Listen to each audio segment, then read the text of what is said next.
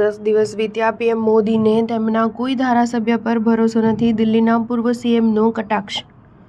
દિલ્હીમાં ભાજપની પ્રચંડ જીત થઈ હોવા છતાં હજુ સુધી સીએમ પદનો ચહેરો જાહેર થયો નથી, જેના લીધે આમ આદમી પાર્ટીના નેતા અને પૂર્વ મુખ્યમંત્રી આતિશીએ ભાજપ પર આકરા પ્રહારો કર્યા છે. તેમણે ભાજપને જ પોતાના ધારાસભ્યો પર વિશ્વાસ ન હોવાનું મોટું વિવાદાસ્પદ નિવેદન આપ્યું છે. આતિશીએ જણાવ્યું કે દિલ્હીની પ્રજાને આશા હતી કે 8 ફેબ્રુઆરીએ ચૂંટણીના પરિણામો બાદ ભાજપ 9મી ફેબ્રુઆરીએ પોતાના મુખ્યમંત્રીની જાહેરાત કરશે અને શપથ ગ્રહણ સમારોહ પણ 10 ફેબ્રુઆરીએ યોજાશે.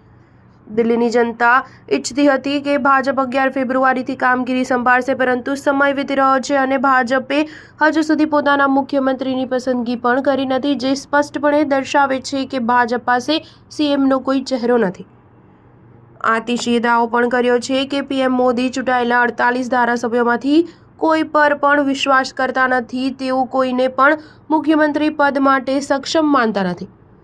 ભાજપના 48 ધારાસભ્યો પાસે માત્ર એક જ કામ બાકી છે, તે બધા દિલ્હીની જનતાના પૈસા વેડફશે અને તેને લૂંટશે.